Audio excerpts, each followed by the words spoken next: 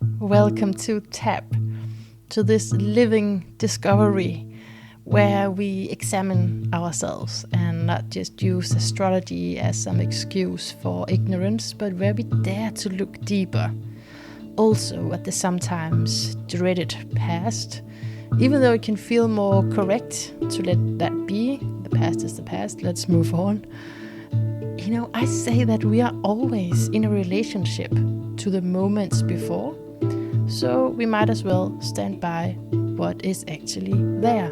And then from that place to move forward to hopefully a more heartful place, connecting to our present. Finding a place to call whole, as I say. And it's not as linear as it sounds. It's an exploration. Plus, we continue to shed layers as we go along this path, whatever path you're on, as we move through this life. We continue to shed layers so that we acknowledge the awareness that we are, and so we can learn to look within for healing. And I do say we. I think I changed between saying we and I and me and you and us, all of it.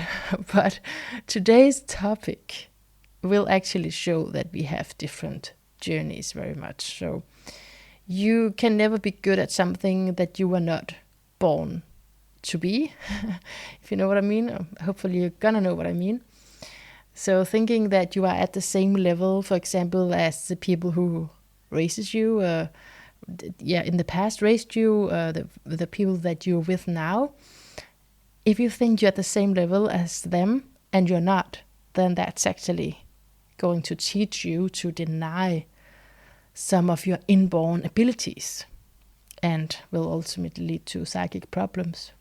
So the topic today is why people born at the same time can have very different lives. So one can become a national hero with this chart and another can become a drug addict, just to put it up like that.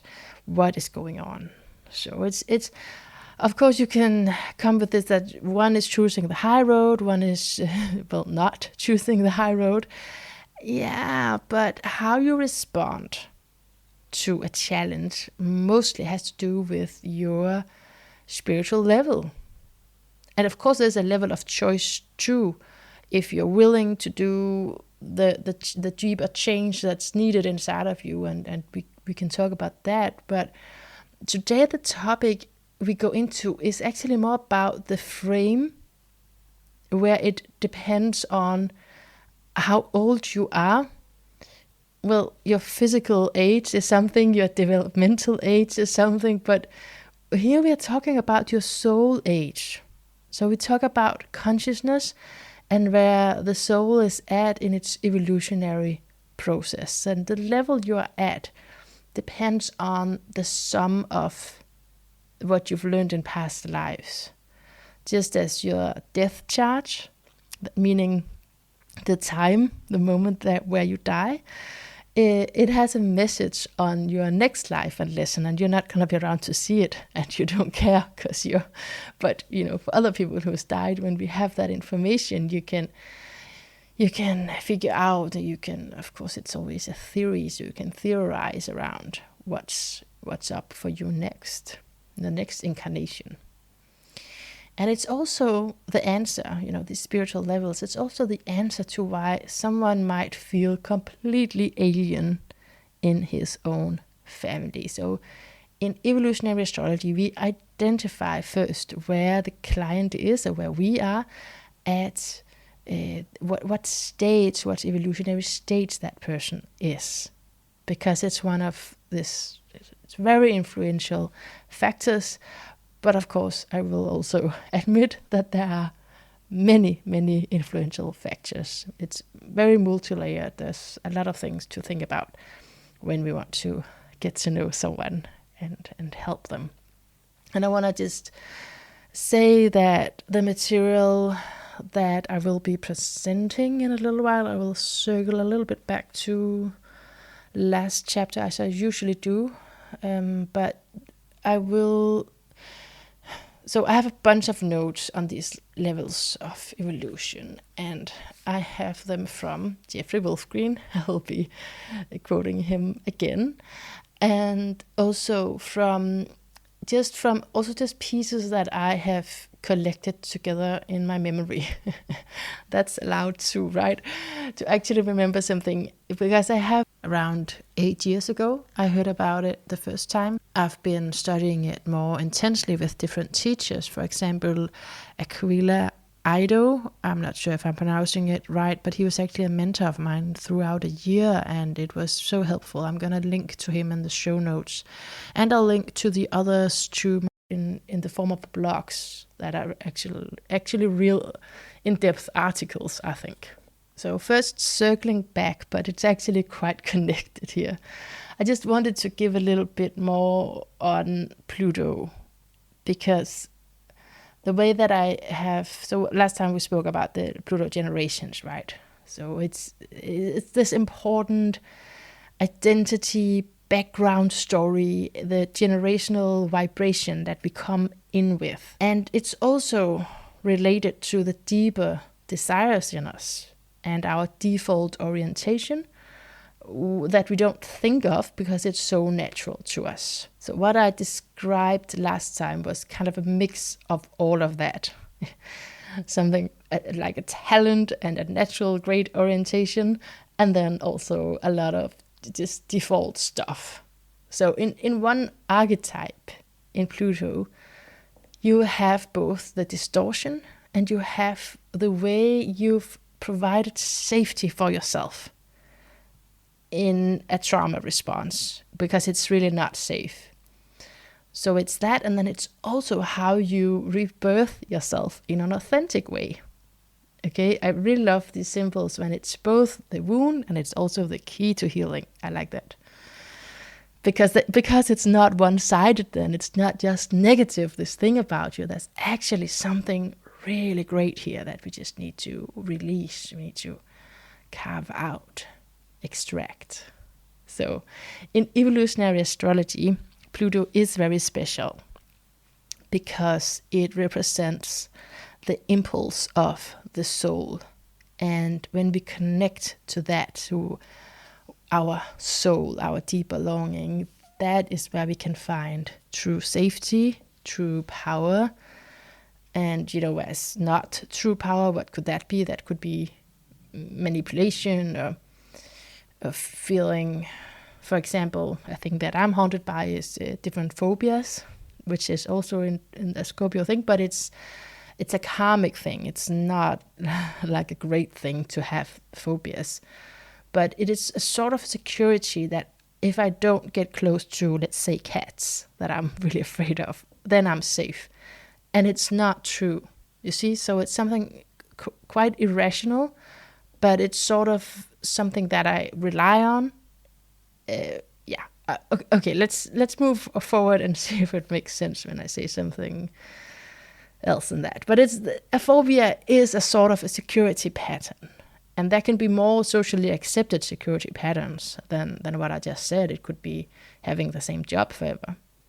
So in reading the chart and looking at Pluto, we come to the core of who we are. And so at least it's the core of who we are when we are done gravitating towards self-sabotage in a deep unconscious way, because that's also, it's a gravitational point like that in terms of self-sabotage. But Pluto really starts in us a deeper exploration, asking why, and asking, is it true? All the things that you think about yourself. Is it true that cats are evil and are going to hurt you if you get close? Or whatever else that we've internalized. So Pluto thereby also represents our spiritual path. So in reading a chart, it can be used as the entry point. Like, okay, let's start with Pluto to see both the power and the insecurities that you have.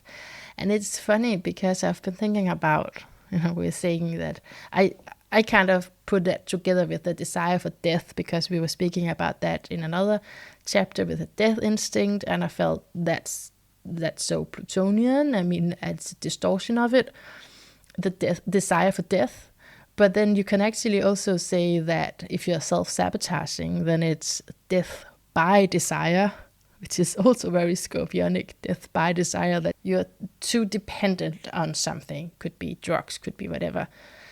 That's not great for you because you're so not embodied. And so it's not about the Taurus side of it, but it's just about finding some kind of control, I guess, around what's on the inside feels that you're very, very helpless in managing. And then you could also say that it's really the death of desire. I don't know if this is fun for you too, but I kind of just said it's a desire for death, it's a death by desire, and it's the death of desire. I think it's funny, and I think you could come up with more. So please help me do that one day. That would be fun. So the death of desire, this is actually what I wanted to talk a little bit about in addition to what was said last time. Because the death of desire is when you exhaust the desires you have for anything other than to be one with source. And you know that being one with a source, being one with whatever our source is going to bring you satisfaction, and not all the human dependencies, but the ultimate truth, the ultimate source of us. To just be one with that longing, to have that fulfilled, is really what's going to bring you satisfaction. And so it's a really big concept. There's also this thing about integrating through the polarity point. I'm not sure if I touched on that last time, maybe a little bit. But this is what I want to say, because I've been wondering, if you might be wondering, why I don't speak of Pluto in a different way now that I am an evolutionary astrologer. And you may not have this question at all, so I'm just gonna put it myself to me. So the thing is, there's this spectrum of evolutionary astrologers. So there's a spectrum, right? And I've studied with people in both ends of that spectrum. The reason why you don't hear me go through very much on how the soul was created and the ego and how we are expressions of source that is experiencing itself through us is because if you don't know, there is that philosophy in evolutionary astrology, at least in one of the branches within evolutionary astrology. There's this whole explanation on our human nature, our natural laws, and all of that. And I don't, because I'm actually not personally sure that it's like that. I mean, I would feel like I was trying to say something that I was just told about, but don't really understand myself. And that is kind of what I have been ending in this life, to do that sort of thing. I'm talking about religion. So yeah, I have therapeutic concepts where I'm, in the same way, I'm kind of stuttering my way through it sometimes because I'm still learning to talk about it. And it is a big deal for me to learn to put words to something that I have an understanding towards. I have a lot of planets in Sagittarius, and then I only have a Chiron in an air sign in my chart, in Gemini, meaning there is a wound around that. Speaking up, it's a very important thing to do, but it's also something that demands something of me. But the difference when I'm trying to say something around the therapy, there's a big difference here, because I 100% resonate with what I'm trying to explain to you. And in this case, talking about incarnations, or as Pluto, like it's the core desire from the past, I mean, there are parts of it that I completely resonate with. I mean, I see the whole chart actually as where we left off in a prior life. And as you can say, as the soul, but I also understand the soul to be even greater than what we can see in the chart, because I think mostly we can see our personality structure there. But in the Jeffrey Wolfsgreen school, there are concepts that I truly resonate with. For example, something like having Pluto on your nodes, North Node or South Node. That is a certain signature of unresolved karmic conditions. And just because of my own life, because I have that, I really believe it. And I don't mind teaching that part and other parts, but this thing around how we have desires and we exhaust them, it speaks to me, but I don't have a direct experience of it, or maybe I do have a direct experience of it, but I don't relate to that way of speaking about it.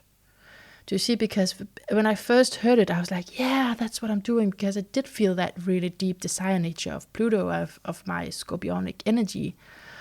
But there's something about this that I can't say that because I haven't truly integrated it, or haven't truly understood it. I don't know. It's quite abstract, and I think, of course, it has to do with my background in religion, that it would seem like I would venture into some new set of convictions around how everything is. And when I was in a religion, I had so many unanswered questions. What I had that was overriding all of those questions was my faith, my conviction, my devotion to God, saying, I don't understand this, but this is what you've said, and so I'm gonna preach it. And I guess this is important for me to share, because I often, as you maybe can imagine, I'm often told that, actually just last night on Bumble, what's it called? A dating app, I was told it again, that astrology is a religion, and it is wonderful when you can just unmatch a person and then that's it, right? But sometimes you're in a company, you actually have to sit through their criticism of astrology as a religion, whatever, and you have to just breathe, look outside at nature, don't go into this, because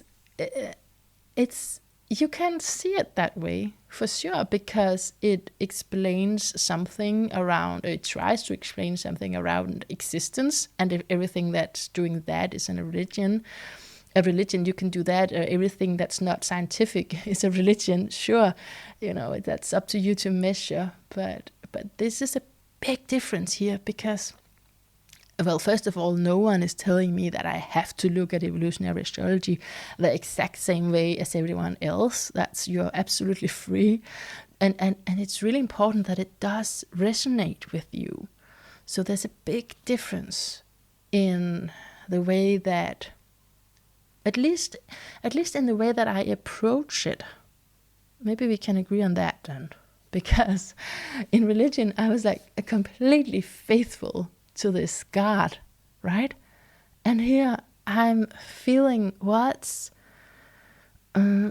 true for me, and also everything has to do with observation and correlation here. So if I learn something and I'm that's a great idea, I've never thought of it, then I'll test it on birth charts. I'll look at my clients' charts on famous people that I read about, and go through their biography, and then see, does this match up with the transits of the time? So I have concrete evidence, or I don't, right? So I just test it out. And a lot of the material, because there's a lot of astrology, right? A lot of the material, I just learn about it, and I think, that's interesting, and then I don't use it, because it wasn't really something that spoke so much to me. So that's also a big difference, that you get to choose what is it that you are here to actually bring forth, and just whatever works for you. So yeah, I was just wondering if you were wondering about that. Because if you want to expand on what Pluto is, you can Google something like the Pluto Paradigm and Evolutionary School by Jeffrey Wolfsgreen, and then a lot of great teachings comes up and I enjoy hearing it, I never feel, oh, this is off or something. I don't feel that. I just feel, oh, that's so interesting. I haven't experienced that yet, but that's an interesting philosophy. Maybe it is true. Maybe it is. I've heard it in other circles too, that life is experiencing itself through us or something like that. And I value it for its poetic meaning, and then I'm not sure what it is.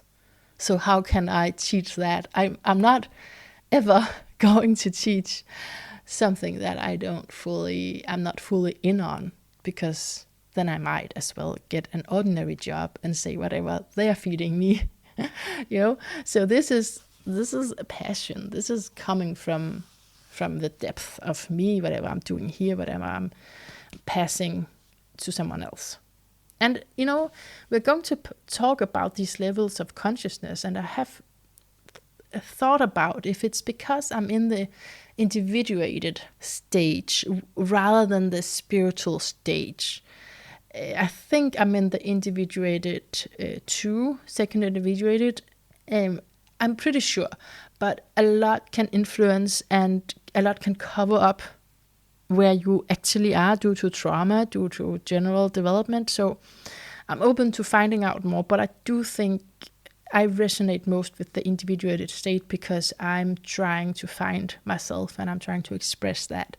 And whereas if you're born at a spiritual level, it's you are always referencing to something higher than yourself, a higher principle. And I was very confused by this when I learned it, because I was like, that's what I used to do in religion, but that was more conditioned. So that's what I mean when I say that a lot of things can cover up where you are in these stages, and you have to think about that when I go through them, because some of it might just be, oh, you inherited this, but is it yours? And I think you have to go through some life experiences before you really know what your value system is. Okay, so one more thing before we move to that. I said last time that Pluto is a transitional sign, and then I never got back to that point. I think I interrupted myself and I moved on. And so I just wanted to get to that point now that I can. So what's intrinsic in this psychology of a preparatory sign like Virgo, where it's going from being below to above the horizon? That means that this feeling of never being ready. It's not necessarily true. For Virgos, we're like, you are so ready. But that's the feeling. Because the feeling in Virgo, and specifically we're talking about Pluto in Virgo, is that you're pregnant with something, but you're not ready yet. So you're not at the place where you give birth, but you're expecting, right? And Jeffrey Wolfrin calls it, you can have this paralysis of analysis, where you just have to be so ready for everything that can go wrong. This long list of things that can go wrong before that you move out. And underneath that is that feeling that you're not good enough yet, at least. But then the good side of that feeling, like I said, it's this generational vibration. So you have to imagine that it's kind of in the background here of anyone who has Pluto in Virgo, right? But the good part is that that really prompts them to find that work, find that excellent technique and method. And then that's why that as a result, we go like, whoa, they're so talented. They have so many resources. They can do so many things, and they do it so well. And it's interesting that it's actually also on this basis of the sign that it's moving towards Libra, that's above the horizon. That's where we meet the other person. And until we meet that other person, we have actually been preparing ourselves to that social meeting. So I just wanted to end that thought. And then I also have a comment on spiritual bypassing that you might have sensed that I feel strongly about, and the reason that it does upset me is that I have lived in it. I have lived spiritually bypassing because I have never learned about emotions. I mean, as a child, as a young person, all I learned was religion. And of course, then I've also learned to help through religion, help whoever was crying. So that sort of scene where you develop a strong helper identity, I guess. So, but nothing around having meaningful emotions that affect me and affect others in a very real way. None of that. So to recap, spiritual bypassing is that split between spirit and emotions, or it can also be spirit or matter. So it's to pretend that you're above it. You're above whatever that could cause this emotional harm.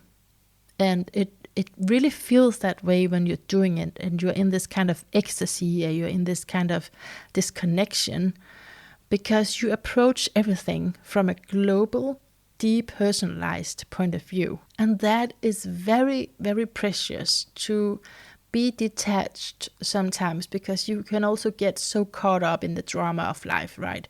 And just be so stuck in your own emotions. And so it's a really valuable, precious ability to step outside like that, to have the greater view of things, right? But I don't think it's true that we are above it all, even when we have that ability to elevate. Because emotional suffering within me, within my friends, whoever, that should never be a blind spot. And it becomes a blind spot if you're only up in that bird eye view. In relationships, we are going to need repairs in order to move forward. It's an illusion that you can have just this perfect match and nothing is ever gonna go away. You have to be open to spot the need to repair so that you can move forward. Yeah, I want to just stop this topic for now, but I will say that belonging to something bigger than myself, can actually connect me to others around me. And that is beautiful, and I don't want anything to be taken off of that, because it is beautiful that I connect into something higher than me, which connects me to other people. But it's so important then, I think, to examine what we interpret that higher than us realm to be about, so we don't contradict our values to get that sense of community, because that's often what happens in religion. And we can ask it by looking at, are we embodied here? Are we connected to our truth? Am I?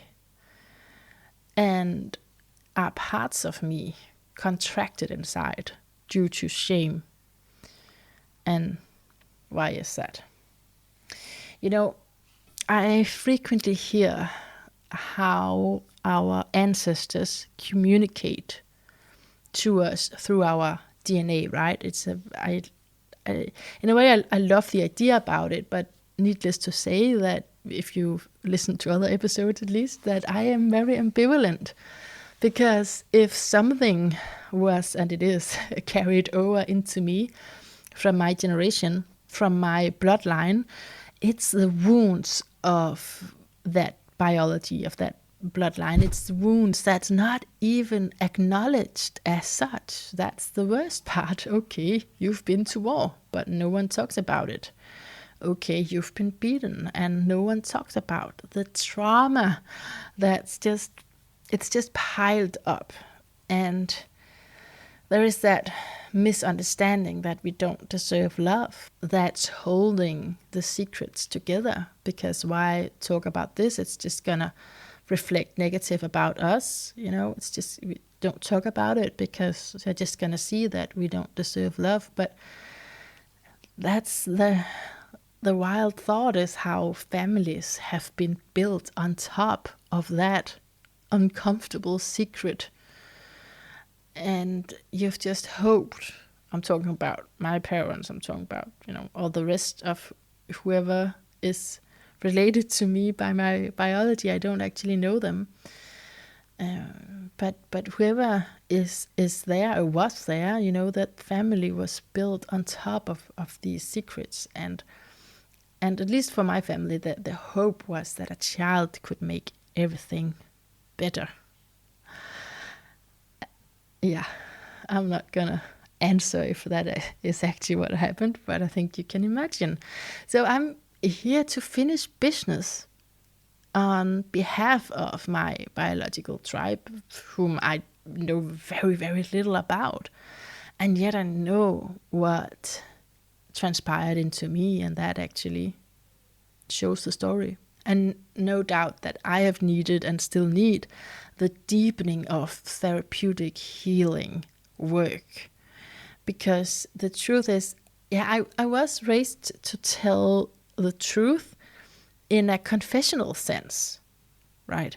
So not the kind of truth that I'm talking about, the secrets, the trauma. We don't speak about what happened, and we certainly don't address all the distortions about, no, this is just all my fault, and that's, don't deal with any of that. But I was raised to tell, it was sort of a transactional relationship to God, because I had to confess, I had to admit to my sins, and then he could forgive me. And nothing in that transaction helped me to actually deal with anything, deal with my emotional crises, or for example, with the view of myself as someone who constantly harmed others and therefore needed to confess and therefore needed to be forgiven. So, we do harm others, and for me, it's really still hard to accept, but that is true. We do harm others, and we are harmed by others. But rather than to frame yourself like that, freeze yourself into that identity of someone who's constantly harming others, there's also this, that you're actually trying your best, and you are actually trying to connect. You're looking for ways to connect to others, and sometimes those ways are very misunderstood. But why not look at your deeper intention? So what allows you to do that is your evolution. And I think this might be the most smooth transition that I've made in any chapter here, because Pluto is what takes you through the stages, through empowerment, through destruction. There will be limitations with Pluto, and a need to break through them in each stage of evolution. And if you don't break through them, if you don't look deeply enough, then there can be this misuse of power. So I'm going to give you some preparation here before I say them. But there are first stage, second stage, third stage, and within them there are 3 subdivisions. And you can think of the first one in each subdivision as you're just beginning this thing. So it's gonna be like a beginner is, right? The second one is more experimental. So it can have different expressions, and it can be very radical. And the third one is where you have mastered more, and you are the culmination of the things that you were meant to learn in that stage. So there are many details that I feel like saying. I don't know if it's gonna bore you, but first of all, you cannot see it in a birth chart what spiritual level you're at. You cannot see your soul age, so that depends more on your values and your choices. You can also involve within one stage, right? You can be in one stage, and then you learn new layers of whatever challenge is in your chart, right? And you become more in sync with the higher intentions of your chart. But you can't move very far between stages. You can move from one stage into the next. So you can be transitioning from one stage into the next. But it is a slow process. Evolution is the emotional body needs to be integrated to expand consciousness, meaning, just like we said, that spiritual bypass is not gonna take you very far. Even though you understand something cognitively, that's great, but it's not going to do you any soul growth if your emotions is not integrated. So it does take a lot, but you can in one lifetime move from one subdivision to another subdivision. And I'm saying this because I hope that as I go through them, that you kind of think about it, think about where you are, think about, did you grow up with parents in the same subdivision, or was it a different subdivision? Because your parents can obviously be in a completely different one. There's no limitation on that. If that happens, that they are on a completely different stage, there is this cover-up that can happen where, because as children, we of course take their values most of the time, not always, but most of the time, unconsciously we adapt to what's there. And so actually you can figure out later, oh, I'm in another stage because I have a different value system. I just adapted to this because I needed to numb out, to disconnect. So otherwise I would be on my own. That's that whole trauma adaptation thinking, right? As we have talked about before. And this happens unconsciously, of course. And then someday, at some point, I mean, it's not necessarily one day, but at some point, then you're gonna figure out, oh, this is who I am. And I've experienced it around my Saturn return, but my teacher says that it can happen anytime. So it can be a lot sooner too. There's no rule for when that can be, when you realize what stage you're on. And also this last thing that I'll say before I'll start reading something for you, is that as you go forth, you integrate the earlier stages of development, right? So there are 9, 3 in each. So there are 9, and then let's say you're at number 7, and then I usually don't count it like that. That must be the first spiritual. Then maybe you are under certain circumstances or conditions growing up, culturally, whatever, that makes you look like, it seems like you're at another stage than you are. So how are you going to know? Well, as you get to know yourself and as you, I guess, express what you think is true. As long as you don't do that, it's going to be hard, right? Because then you're going to express someone else's value. So that is why this is so tricky. There are so many layers.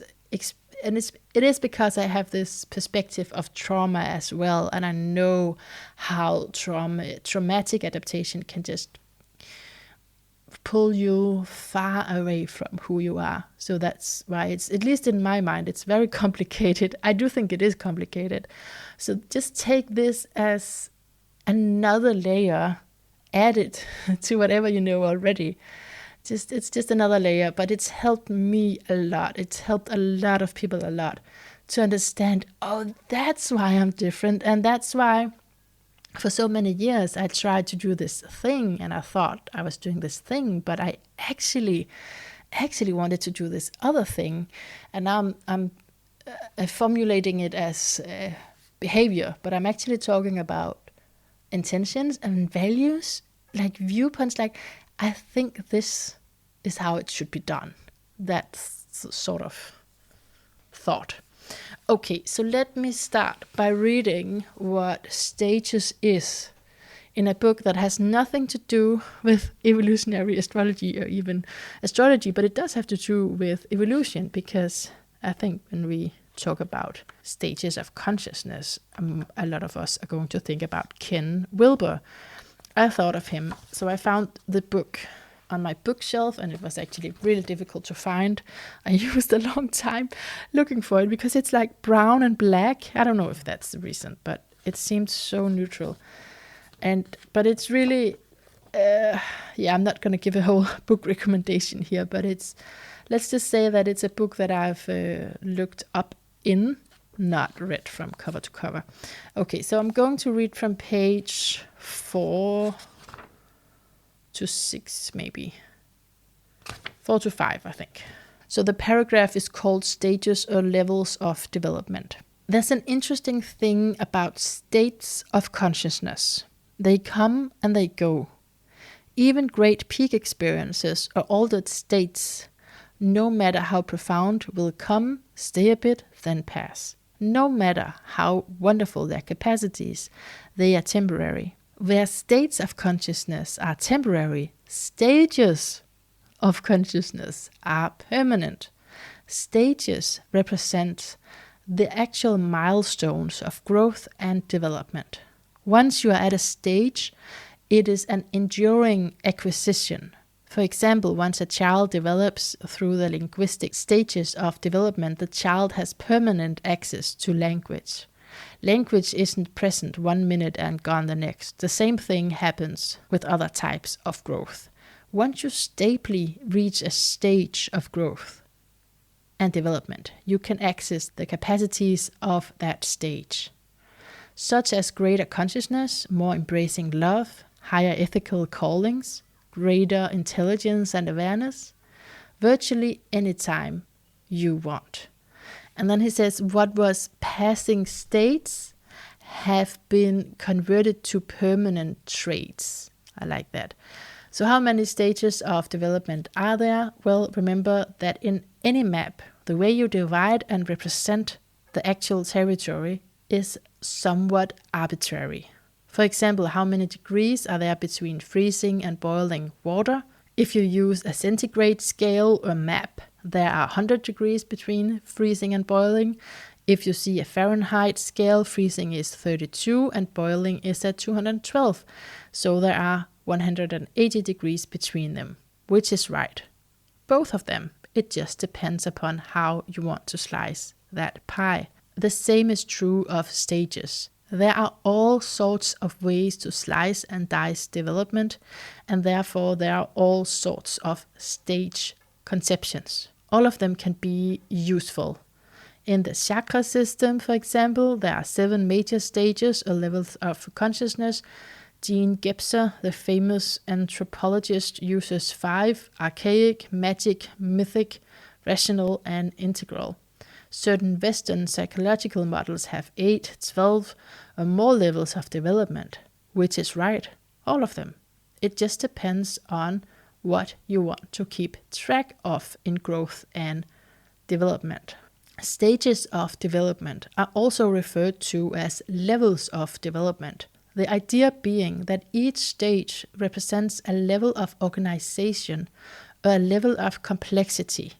For example, in the sequence from atoms to molecules to cells to organisms, each of those stages of evolution involves a greater level of complexity.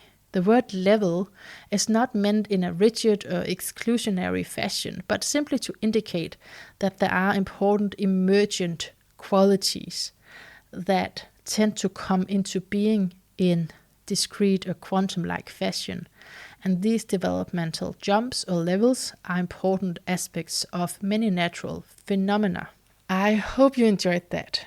I really enjoyed that because that is such a foundation basic for what we are talking about here.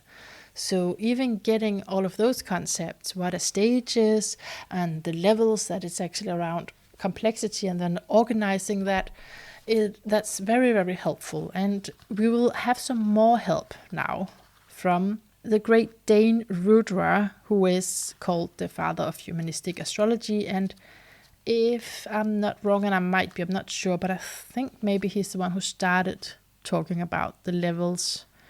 But I do know that Jeffrey Wolfgreen also downloaded this specific thing that we are going through today.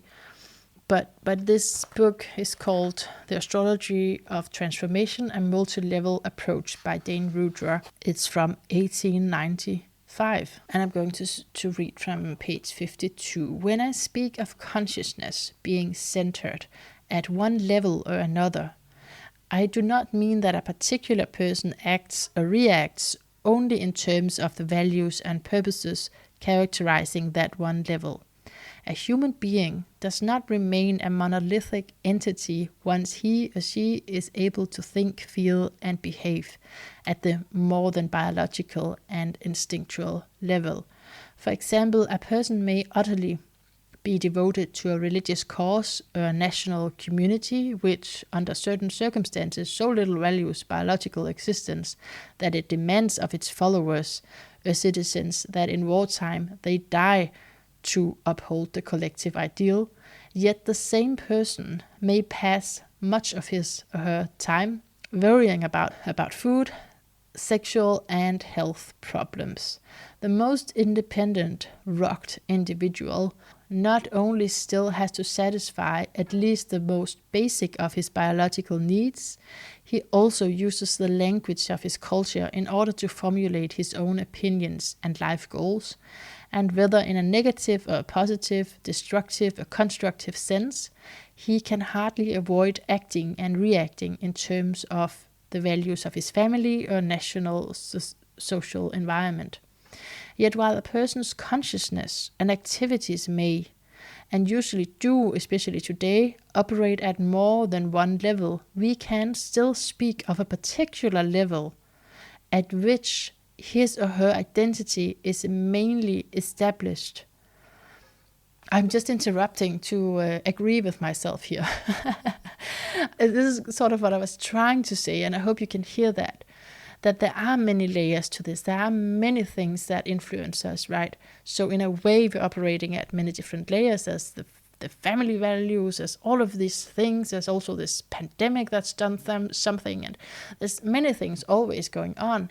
But then to narrow it down here, to get a point across, we're actually saying there's this particular level at which your identity is mainly established. So I'm going to continue reading a little bit here.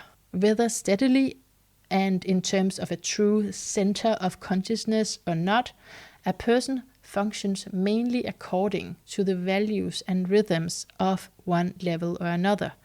Consciously or unconsciously, he or she also accepts to be met at that level. If a person asks for knowledge or guidance, the asking is thus conditioned or at least colored by the level at which he or she mainly operates, or by a conscious or subconscious attempt to move to the next level by gaining a new perspective. To gain a new perspective means to look at life in general and at oneself specifically from a new place, in terms of a different frame of reference, thus from a new level of consciousness and understanding.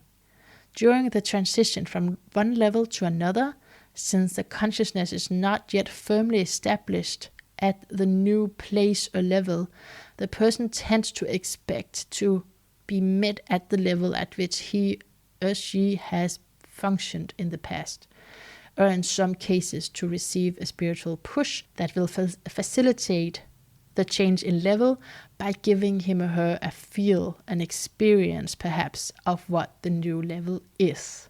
And then he goes on to say something that I've heard paraphrased, I guess, or rewritten, and I've heard other versions of this by modern today's astrologers, that you have to figure out, you have to sense into what level the client is asking from, and then yeah, that's actually it.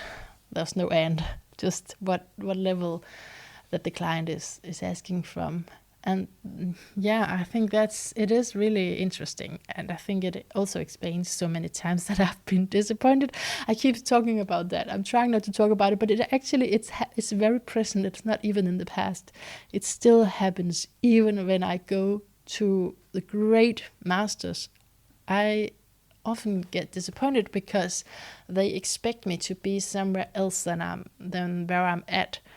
And when the guidance you're given is something that you're very aware of, then it's not really very helpful. I do have teachers, especially within the therapeutic community, who is spot on every time. And yeah, that's very, very helpful. I love that it's also a culture, I think, at least within that therapeutic community, where it's all about actually what's going on inside of you. So it really can't be missed unless you're not open about it. Because the question is, when you get guidance, they'll say, what's happening for you as I say that. And then you get to have some back and forth until that there is a match. And I think this is not in my notes. I'm just freestyling here. It's actually a little off topic. But now that you ask, I do think that we could learn a lot from that in other communities, so that there is a match for what level that we're actually wanting the guidance to reach, right? Okay, the way I'm doing it is saying the stage in general, and then I go to the subdivisions. The first stage is named consensus. It's the normal one, but what is it that we normalize? This is also a little off my script here. Just thinking out loud. What is it that we are normalizing? A lot of trauma oftentimes, right? A lot of trauma that's held in our body, making us work our life away. Just thinking out loud. Okay, so the first stage is named consensus, and it is when you are new to this planet in a way. You can imagine it like that you're totally new to this planet. So, of course, you have a lot of fear of being excluded from the group. And what you care about first and foremost in consensus is to survive. And there is a specific formula for that, how to make a living and how to be normal and how to be safe. So the culture of where consensus people are born will determine what is right and what is wrong and how to be successful. There is a need to belong to society, belong to the culture that can guide you. And because you are new here, it's just safer. It's actually the only option. That's how it feels. It feels the only option is to follow and not think outside the definitions provided by cultural expectations. So it's really around everything: how genders behave, how to address collective issues, how do you cope with suffering.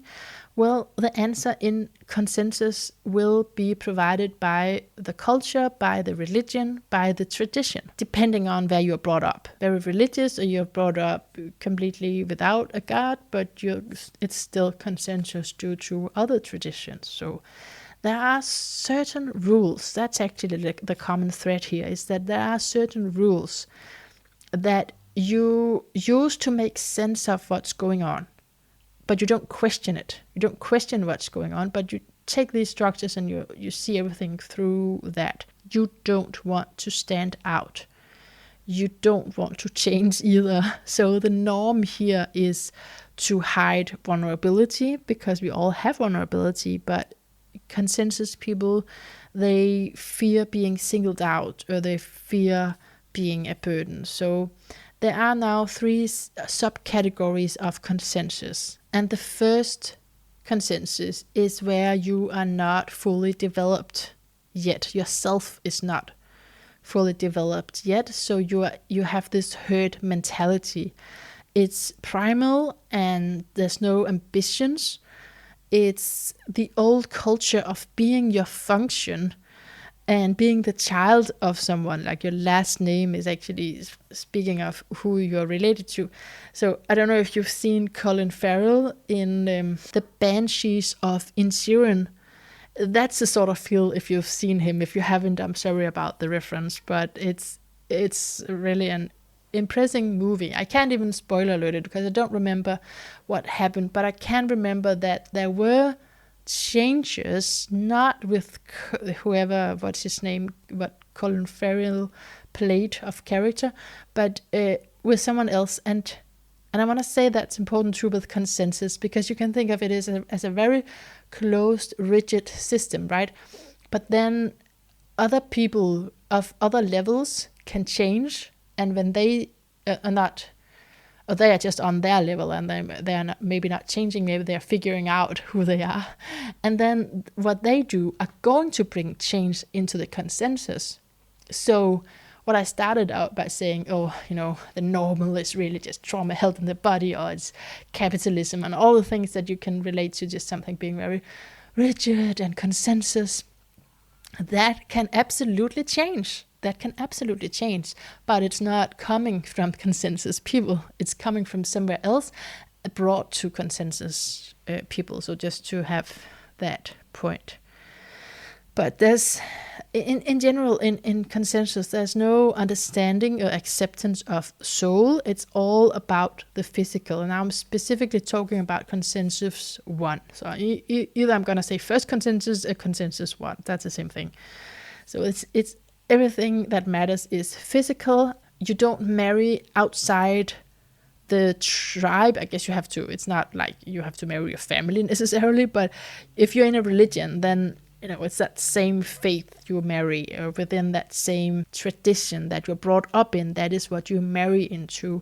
And you're also very threatened by new things, or people of color, anything from the outside, because you are completely emotionally attached to your tribe, to your job, to your role. So that's the first one, right? Completely strict.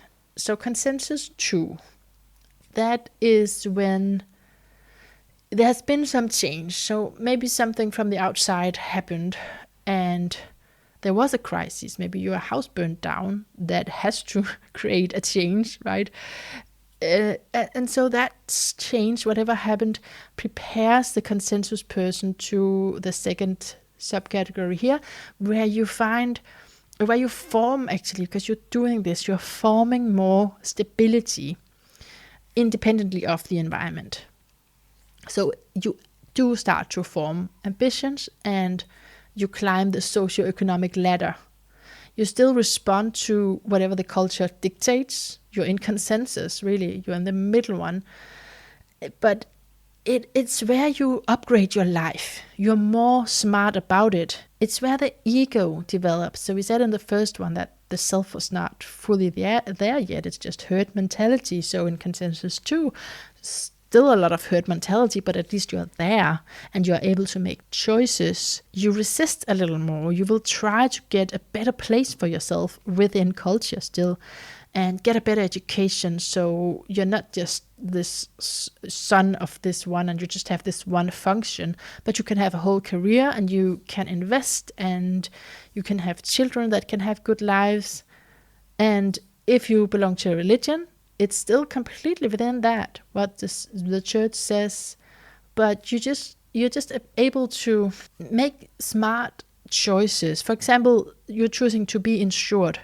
So in herd mentality, it's just whatever was provided for you, right? You married within what you were supposed to. You did everything that you were just supposed to. You don't think outside. But here you start, I should get that insurance so that I can be safe.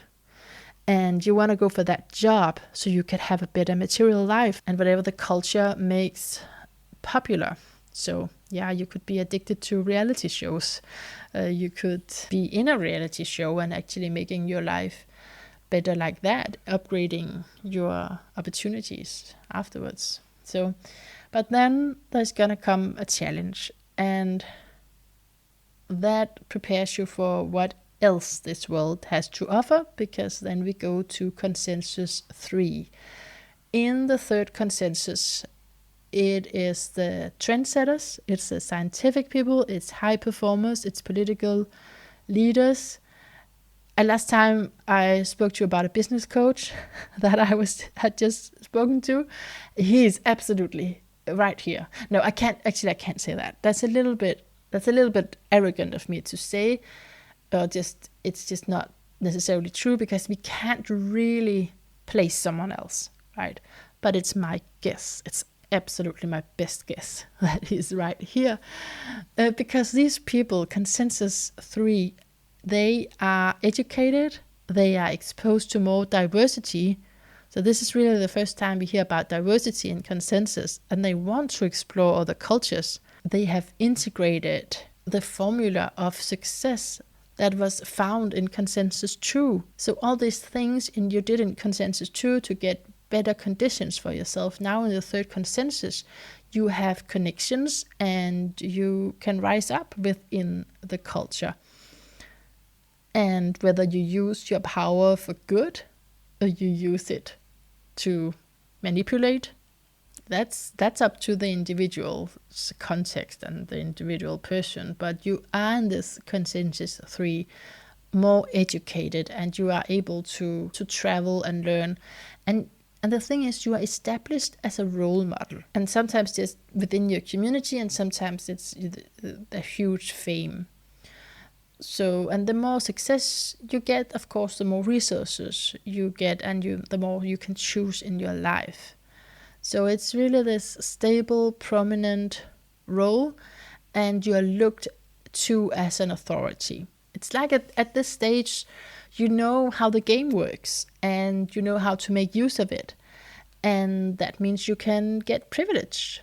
And in a way, you can say you earned it because you've been through the stages. You can, now I mentioned with the manipulation here, but that's just one outcome. You can also really care for society and serve it in some way. I mean, what you don't do in this stage is you don't exactly express personally who you are. That's not what it's about. It's in consensus. So it is a job, and it is done within some tradition, or it is done maybe for fame or money or for academic achievement.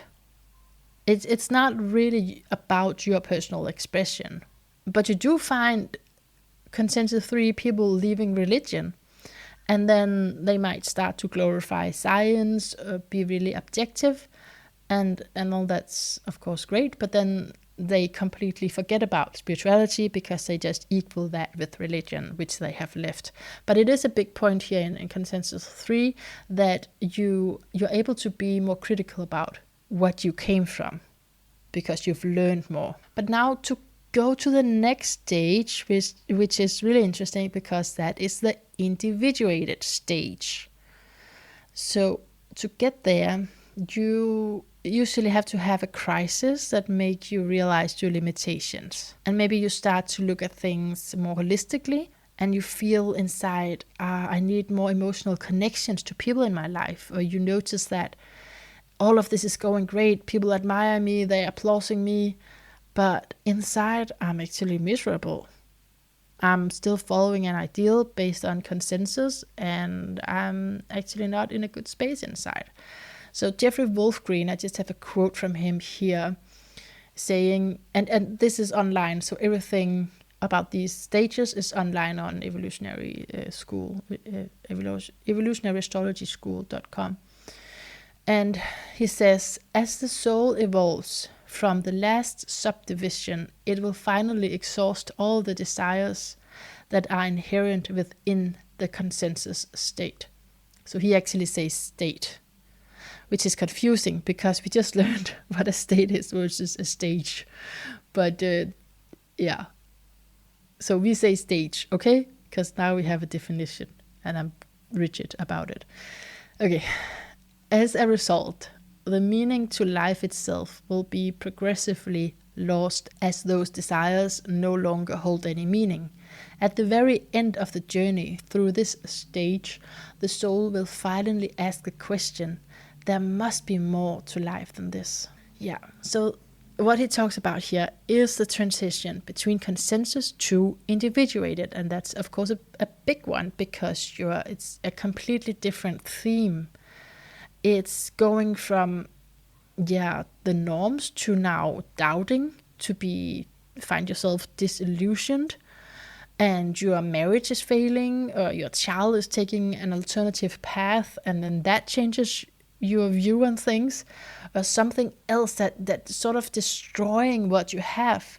But then it also opens a door, it also liberates. And now I forgot it in the first one, but I wanted to integrate some of my current teacher, Maurice Fernandez. He says, when the initial formula of success instilled by one's cultural affiliation fails to deliver long-term satisfaction and well-being, the individual is compelled to seek answers outside what was once considered reliable and safe.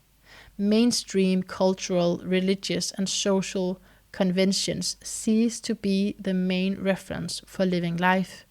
Disillusionment and existential crisis prompt them to further develop their own authority and not take anything for granted anymore.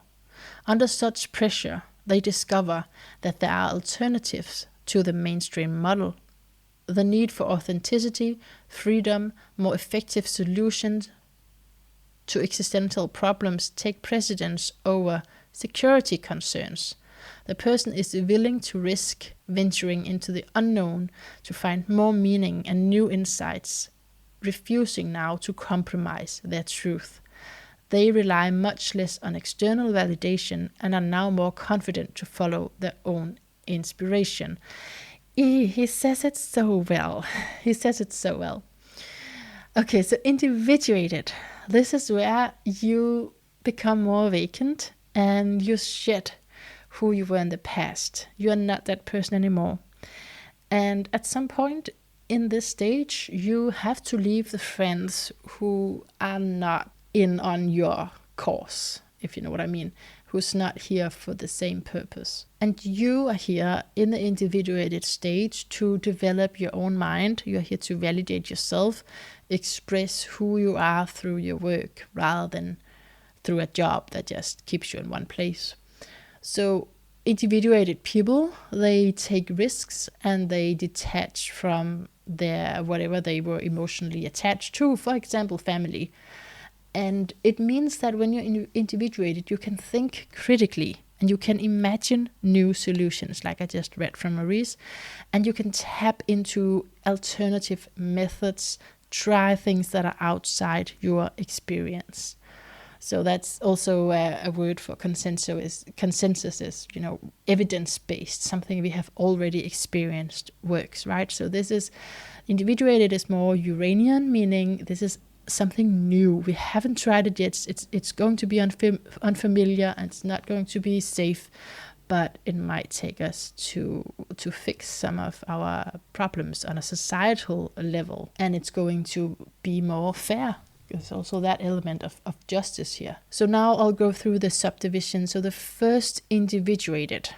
So remember that you're in the first subdivision, you're a beginner.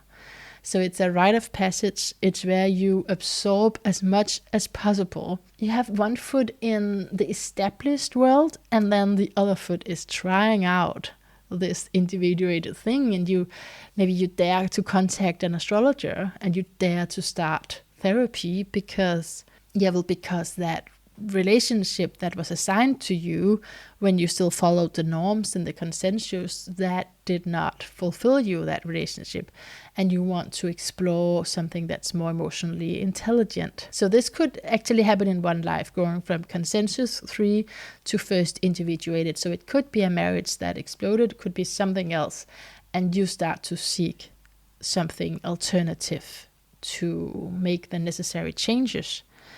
And by doing that, you risk your good reputation, right?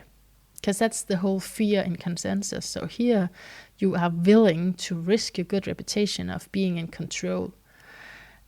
And in the first individuated, you usually still work in what's established in the system. But within that system, within that established job, a culture, you try to bring in a new paradigm as you discover it for yourself. You're not in the first individuated, you're not spreading it out for many people, but you have this one foot in security and the other foot in a liberated place. And it is this personal crisis or desperation because something happened that will make you start to defy expectations and start to develop your own inner authority. That's really the project here. So when you find that library with all the self-help and you're so excited and you just want to join all the retreats because finally here's something that lights you up. And you find people who's getting you here. You find like-minded. That's really important in this first stage, that you find like-minded people who resonates with you, and the old friends and activities is equally losing appeal to you. But so there is this tendency to hide the side of you, the alternative side of you, because you're normal on the outside and you used to neglect this longing for something more personal, something more authentic. So now you're like trying to shift that, and the old routine is it's dying, and you're trying to rebirth something here. because it doesn't fulfill you anymore. And you don't feel understood because you are on the inside someone else, and it's just really difficult to make that leap, but that's what's happening in the first individuated. And it can take time before you can own what you feel on the inside, because your workplace, your family, everyone is still in consensus, usually. So it means that you need courage, and it means it can be disorienting. And what is also so central, like I said before, is the people you meet. It could also be that you listen to a podcast, that you read a book, you find other people through different sources who are not consensus and who also wants to question the way that we live. So other people, so important, because as a beginner, there's gonna be traps here, right? Imagine that bookshelf, that whole library with self-help. Some is gonna be great and some is just not really gonna take you very far. But as a beginner, you don't know that. And it's really helpful with these other people who are like-minded, who will help you discern between different movements. In the first individuated, you could also easily be attracted to something like ayahuasca or some other community, and you just think that everything there is great and there's no problem at all.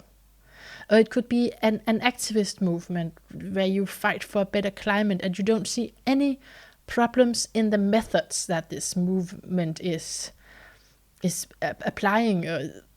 You're part of a conspiracy theory where you just, this is exactly it, because it feels so good. It feels like, yes, finally someone is questioning reality, or what we can call this system. And it's great with this newfound rebellion, but you're not developed enough yet to discriminate and to see that, oh, okay, this person, he's like actually on drugs all the time. It's not really, it's just a thinking outside the box thing. This is like a drug addict, you can mistake a lot of things. You can blend things together because you're new to this. Okay, so now we go to the second individuated. So you've tried that, you've trial and errors, right? You've learned to discriminate. Second individuated is the point of no return. It's really where you don't compromise, because in the first one, like, you're trying to not compromise, and maybe you're going to make that leap fully, but then maybe you're in this movement which is not 100% you anyways. It's just one rebellion, but it's not actually representing your values either.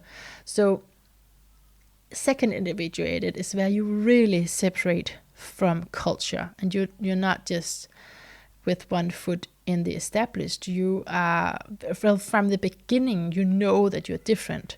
So this can be the child who will actually, there are different ways a child can be, and again, depending on trauma and all of that. But so let's take two ways a child can be. It can either this child is refusing to conform and very early on embraces holistic values.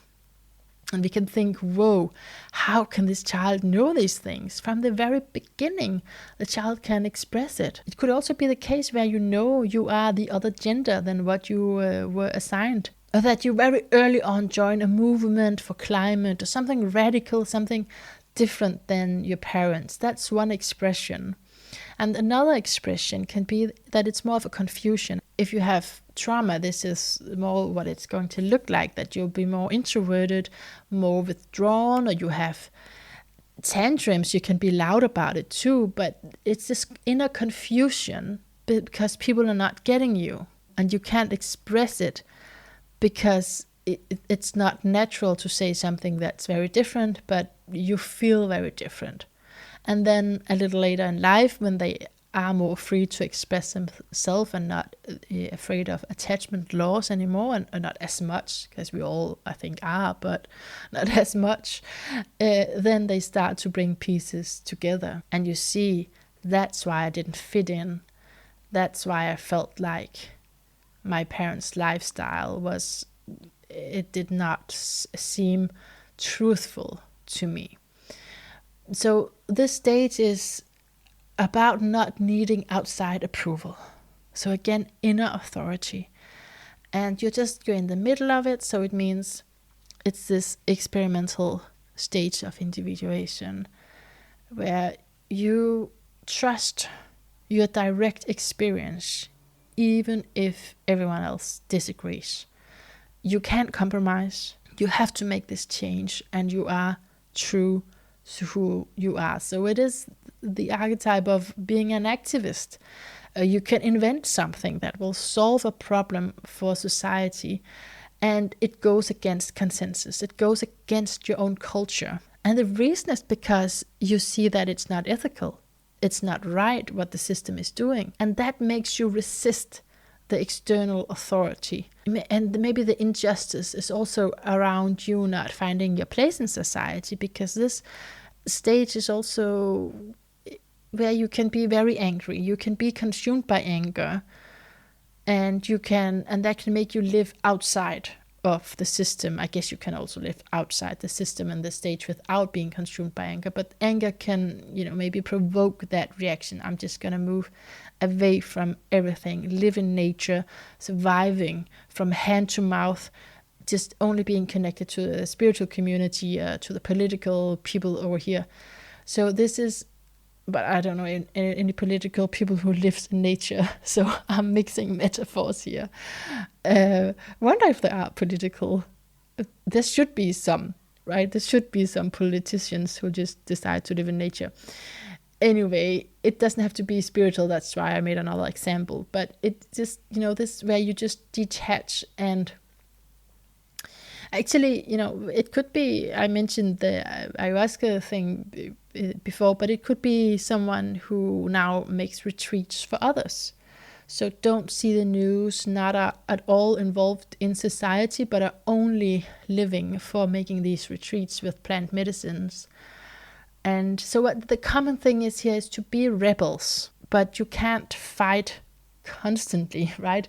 You are fighting, but you also at some point set up your own system, which could be different things. It could be, you use bitcoins only, or you go all in on having, polyamory relationships. Just anything where it goes completely against consensus and you make it your own, and you're isolated. You are isolated from society, but as you're choosing to, right? You're choosing to, but also this stage is also going to affect that. I mean, you can have a normal job in this stage, and then just in your free time, you find like-minded people who share your views spiritually, politically, financially.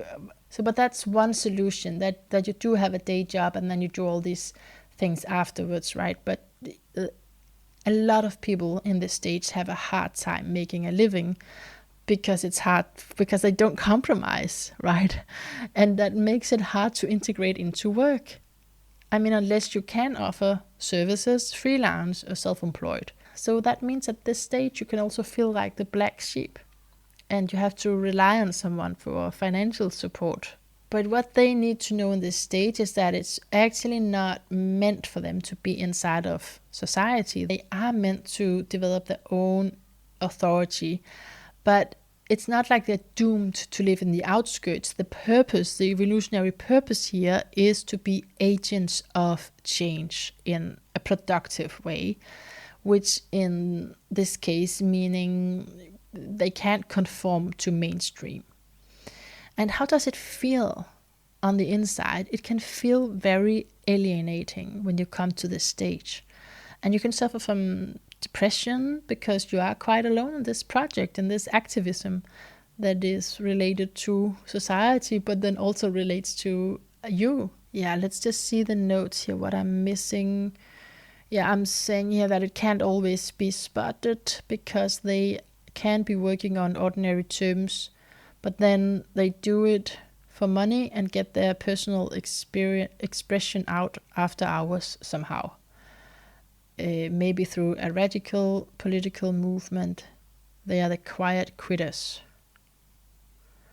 And they're frustrated over the system. And yeah, then this can happen that maybe you have a job on ordinary terms and you're fitting in, you're you're kind of shut down, so you don't take too much, you don't pick up on too much frustration, but then at some point it boils over and you actually speak up and you speak your mind, and then you get fired. And then that can actually repeat. That, that's this trait of not fitting in. So that can happen, like a serial quitter, being fired person, because this is about exiting the system and learning to live in a new and better way. A lot can go wrong as you try to expose hypocrisy in society. So, in the next one, third individuated, it's getting a little easier. It's getting a little easier because in individuated 3, you are integrated and you are grounded in your truth, because you realize that this anarchy tendency is there's just no way to live together. In the individuated 3, you gain stability and you gain that comfort that was lost in number 2. So you find your true calling and you can express your skills, and this is important, in a way that resonates with others, right? That's the whole difference. I think it's an important difference anyway, because you can reap the fruits of your efforts. That's how it is in the third subdivision always. And the reason you can do that is because other people are resonating with what you're saying, meaning it's easier for you to earn to your livelihood. Here you gather what's proven and reliable. This is what's working, because in the experimental stage you were testing that out, making those failures, taught you about what's actually working, and then this is where you can bring this to the consensus. Remember when I spoke about consensus, I said changes can happen, but it's from people who's on other levels. So this is a stage where you can really integrate new solutions into society. So you can travel and learn something and then teach it in your home country. You can offer something that's not integrated into society yet, but the difference here is that you're confident and that you know that this is valuable because you tried it. So in a third individuated person, they will open a business and they will offer alternative, could be healing, could be anything, and people will actually buy it and it will become normal. It can become normal. And I'm thinking of a meditation teacher here in Denmark who's really serving a lot of companies. So, and by a quite radical philosophy and lifestyle.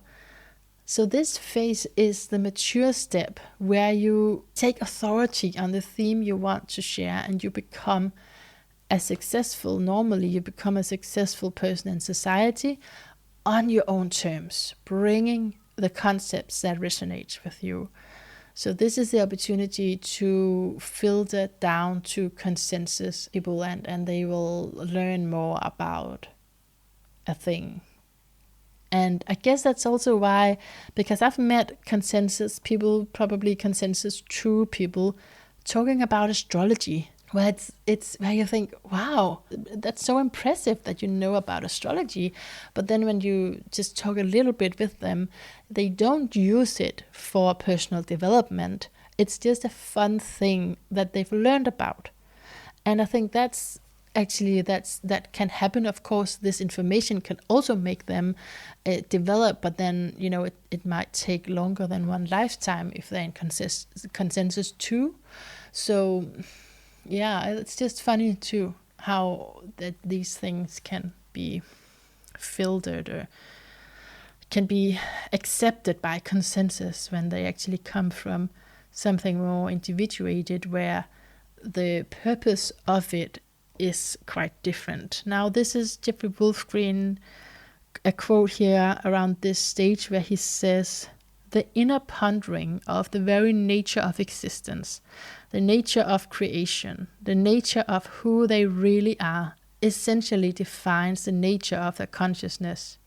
Progressively, these people begin to really open up their consciousness to the universal, the cosmos, to the goddesses, not the goddesses defined through consensus religions, but the real natural goddesses. A perfect example in recent history of such a soul is Albert Einstein. Another would be Howard Hughes. And I haven't checked out Howard Hughes, but I've seen Einstein's chart. He's a Pisces, 23 degrees Pisces. But so he could be on this stage as someone who's really affected consensus with what he's found here. And I mean, there was a progression, right? Because at first people thought that, he was ignorant or something. It wasn't validated until it was. But I think the reason why he makes this example is to say that it can be like a permanent integrated thing into consensus, what these third individuated people bring to the table or bring to the public. Now, it's the last level. Are you excited? It's a spiritual level.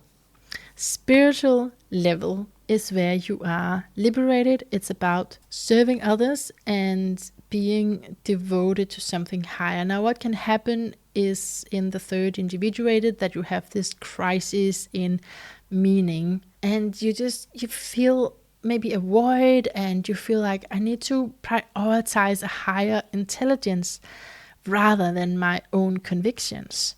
And then you go through this purification process, then that leads to the spiritual phase. I want to implement Maurice Fernandez's article because he says it so well. So he says about the states that it reflects a commitment to live according to the higher truth, the all-encompassing universal intelligence, and accordingly surrenders attachment to ethereal values. A more transpersonal approach implies that the person is driven by a need to serve the whole because what benefits the whole is considered a personal gain. One realizes that life is not about personal wants, but rather about what is right. Hence, consciousness shifts from being motivated by personal development and freedom of spirit to alignment with divine principles, what applies to all at all times. All right, back to my notes here. So in the spiritual stage, you constantly need to question your own judgments. This is a little bit colored by my therapeutic approach here. But we all have different judgments, and you can see them when you look at a chart, and you can think about them just in your sun sign, right? But when you reach the spiritual stage, you have to find another balance of that, because, okay, let's say some signs here, earth signs, for example, Virgo and Capricorn, they can be very good at being spiritual if they use their, inborn strategy of discipline and working really hard. But then their challenge here is to transcend those attachments. And you can experience that where you see, oh, I was really judgmental of other people, right? So you face the truth. I was really putting so much pressure on myself to achieve something. So I'm using the old strategy to achieve a goal, whereas I actually wanted something different for myself. So your perspective can now have to rely on something else than your personality structure, is what I'm saying.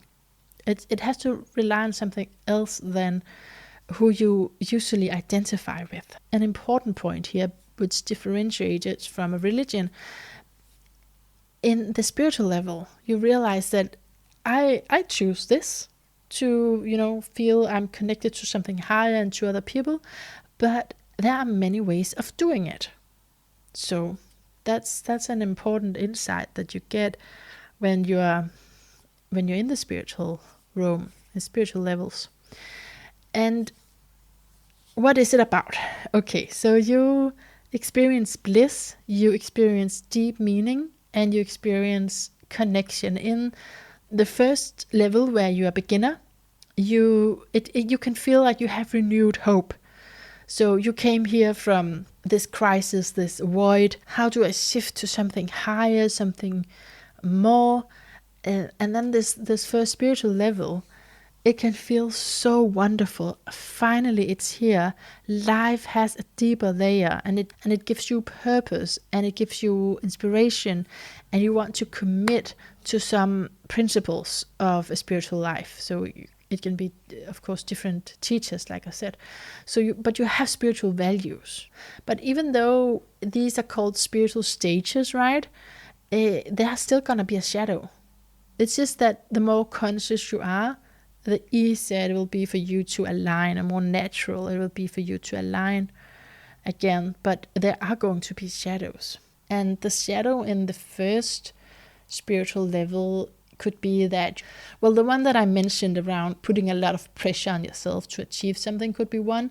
It could also be that you're just adjusting your lifestyle so much that you become too sensitive to actually be in the world. Yeah, let's see. I have a quote from Jeffrey Wolfgreen. Let's do that. He says that the spiritual level correlates to Neptune, because now the root desire becomes to consciously know, not just believe in, but to know and unite with the source of all things. Yeah, so the consensus relates to Saturn. Individuated relates to Uranus. And then we have come to the spiritual level where it's Neptune. That's the integrative principle. And this is where everything comes together in a more holistic approach. And that's this transcendental vision. It's interesting because Neptune is actually fate, right? So when you're here, free will is combined with fate, because you are willing here, you've arrived here, you're willing to engage with spiritual principles, with something that's outside of you. So that's going to be more fated. Okay, let's see what's more about spiritual one. Yeah, okay, so it's not uncommon for the person to be naive here. So again, it's this beginner, so there can be, a need to develop more discrimination, because you can be really carried away and just feel, I'm just going to be saved by this thing. Or when I choose this spiritual path, it's going to be the answer to everything. And all of that is, of course, an illusion. So you can maybe give too much power to one practice or a teacher. Yeah, so that is also a shadow, the shadow of naivety here. Now, spiritual 2, we are almost through. Can you feel it? We have 2 and 3 left. That's it. Thank you for hanging in there. I'm also getting tired, and it's getting darker and darker outside. Okay, but let's do this. This is a fun one. It's really not. It can be quite a tragic one. Okay, the second subdivision of the spiritual level, you have a great connection and great support from the spiritual world. It's where you're heart-centered and you're wise, and you become a spiritual teacher or a spiritual channel, or someone who downloads from the spiritual realm to others. And you're not fueled by physical things, you're fueled only through the spiritual. And you can really develop powers here. You develop, for example, better immunity. You have enormous energy, even though maybe you don't sleep or eat a lot, but you still have this energy, and that can be a thing. Or maybe you have healing capacities where you can really perform miracles. Or you can download knowledge, and that's what Jeffrey Wolfgreen did, and I know the person who invented human design did, and many others through history have downloaded spiritual messages that are so valuable for the rest of us. And you are able to present it in a very accessible way. So you actually become influential and powerful. This is the stage where, it serves as a test. You can fail this stage because you become so powerful, and you start these spiritual movements, and you might take on more than you can handle. As you gain the powerful faculties, do you remain aligned, or do you start to not walk the talk anymore?